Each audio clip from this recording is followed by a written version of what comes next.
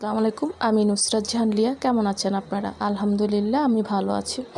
চলে আসছি প্রতিদিনের ব্লগ নিয়ে। আজকে চলে আসছি একদম কুমিল্লার ট্রেডিশনাল পায়ারি বা নেহারি।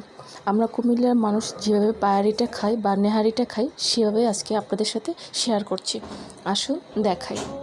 চুলোর মধ্যে কড়াই বসানো হয়েছে, কড়াইয়ের মধ্যে দেওয়া হয়েছে পানি, দেওয়া হচ্ছে হলুদের গুঁড়ি, শুকনো মরিচের গুঁড়ি, ধনিয়া গুঁড়ি, লবণ, রসুন বাটা, আদা বাটা, জিরে বাটা, দেওয়া হচ্ছে গরম মশলা, লং, এলাচ, দারচিনি আর হচ্ছে তেজপাতা।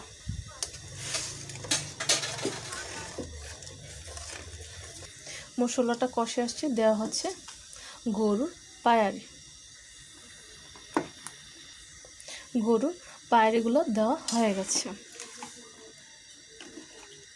একেবারে অল্প, আপনাদের বাসায় যাদের বেশি আছে তারা বড় হাঁড়িতে রান্না করতে হবে।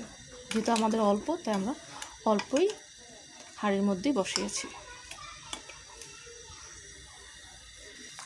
দেওয়া হচ্ছে পানি।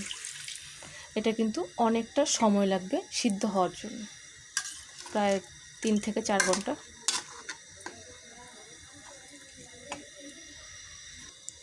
সম্পূর্ণ পানিটা দেওয়া হয়ে গেছে। এখন আমি এটাকে ঢেকে দেব। দেওয়া হচ্ছে পেঁয়াজ,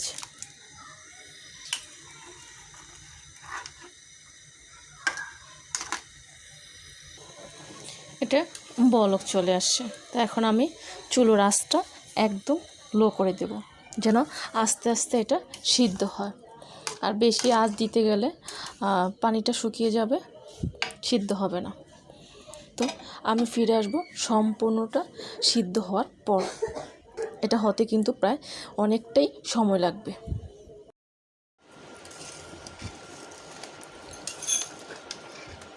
নেহারির মাংসটা কিন্তু একেবারে সিদ্ধ হয়ে গেছে।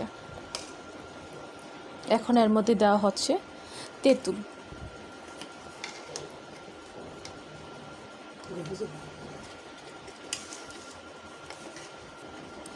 তেঁতুলটা একেবারেই দেওয়া হয়ে গেছে। তেঁতুল দিলে এটা টক হবে, না হলে কিন্তু টকটা হবে না।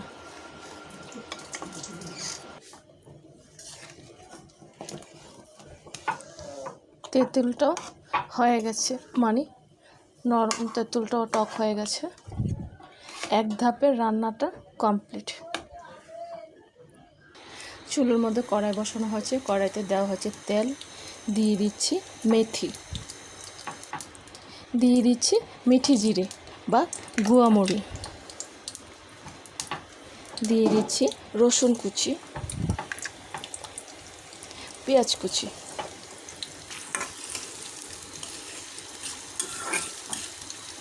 মেথি, গুঁয়ামরি, রসুন কুচি, পেঁয়াজ সবগুলোকে ভালো করে ভেজে নেব।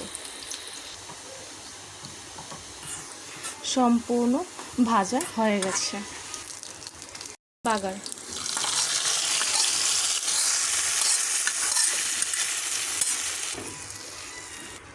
সব কিছু দিয়ে বাগারটা দেওয়া হয়ে গেছে। গরুর পায়ারি বা নেহারি একেবারে রেডি। এখন এটা নামিয়ে ফেলা হবে। রেডি হয়ে গেছে গরুর নেহারি বা পায়ারি, ট্রেডিশনাল নেহারি। আমরা কিন্তু টক দিয়েই নেহারিটা খাই। আপনারা যদি চান তাহলে এখানে টকটা আর গুঁড়োমুড়ি মেথিটা নাও দিতে পারেন, কারণ আমরা সবসময় এভাবেই খেয়ে আসছি। আশা করি আমাদের এই ট্রেডিশনাল নেহারিটা আপনাদের খুব ভালো লাগবে। ভালো লাগলে কমেন্টস করে জানাবেন, সাবস্ক্রাইব করে দেবেন, আমার পাশে থাকবেন আর আমাকে অনেক অনেক সাপোর্ট করবেন। আজ এই পর্যন্তই। সব ভালো থাকেন, সুস্থ থাকেন, আবার আসবো। আল্লাহ হাফেজ।